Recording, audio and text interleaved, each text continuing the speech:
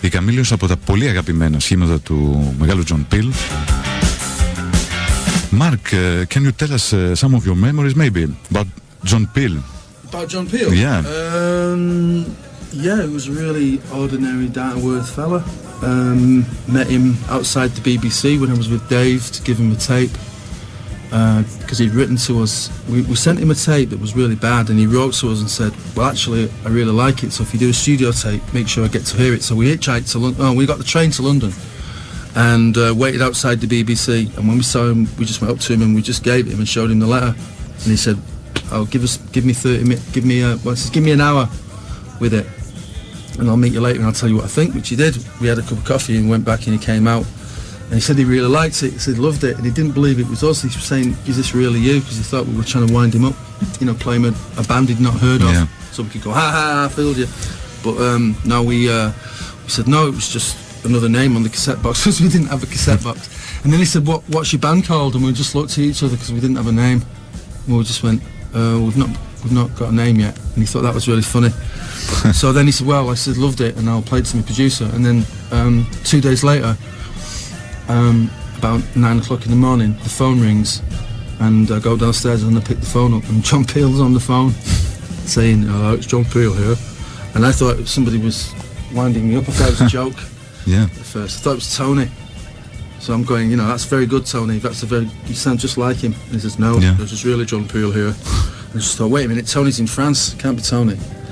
So then he just said, we want you to come for a session, but he's not actually there, John, when you do it.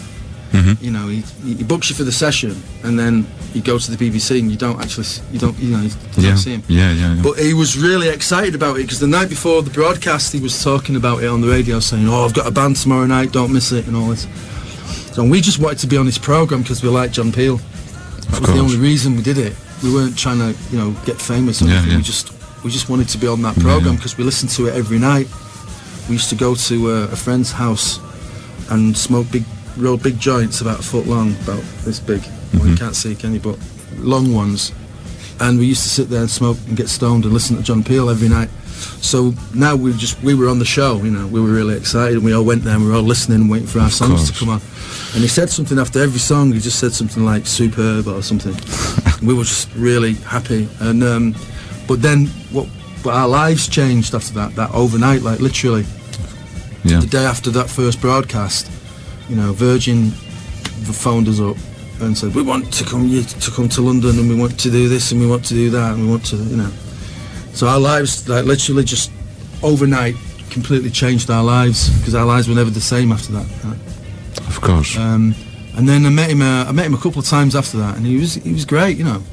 I mean, he had a big cardboard box in the corner of his office, about this high, full of cassette tapes, full. And he said to me, he said, look, you see that box there? And I looked, and he says, I've got to get through every one of those tapes. So he actually sat down with a box this high, full of cassette tapes, box about as up to my chest. I'm 5'11", so came up to my chest, this box, and it was full of cassette tapes. And he'd sit there and systematically just pick one out whenever he had some spare time. He'd sit in his office and he'd just pull the tapes out and put them in a machine and listen to the first tune or whatever. And if he liked it, he'd add a piece of stationery. It had Radio 1 logo on it, and he'd write to him, and he was great, you know. Yeah. You know, he was really, really great, and he wasn't nothing pretentious about him. He wasn't just a show business or anything like that. In fact, you know, from what I could gather, he didn't really like mixing with musicians very much. Yeah, I know. You know, he didn't. Like Mark Smith from The Fall. I mean, Mark must have done, like, God, how many sessions has Mark done for him? He must have done like 10 sessions for him at least. And I think Mark only ever met him once, I think. Same with the Undertones. Like, the Undertones were like one of his favourite bands, and they were saying they only met him twice. You know. Unbelievable. Yeah, but he wasn't a kind of, you know, he didn't hang out with. He didn't hang out with the musicians and stuff. He wasn't really. It's good to keep a distance. It's good. Yeah, he just had his show, and he liked his records, and the music. Just the music. Yeah. And he didn't want to get involved in all the bullshit. And if you get that into the music business, it's nothing but bullshit. So right. He did the right thing. But he'd turn up at festivals to see people. I mean, John bumped into him at I think at Glastonbury one year and stuff. So he would do it. He'd go out, and he used to go out and see gigs. I mean, when we played at the Town and Country in '86, he was there with Janice Long, but he had the show that night, so he had to leave to do his show. So he did go out and watch groups and stuff like that, but you know, he didn't. He wasn't. He didn't get friendly with. Yeah. I don't think he'd done that since the '60s. Really. Yeah. Okay, Mark. So.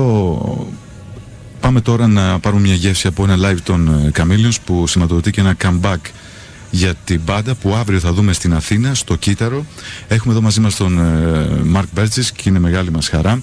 Θα είμαστε μαζί μέχρι τις 10, όπως κάθε Σάββατο.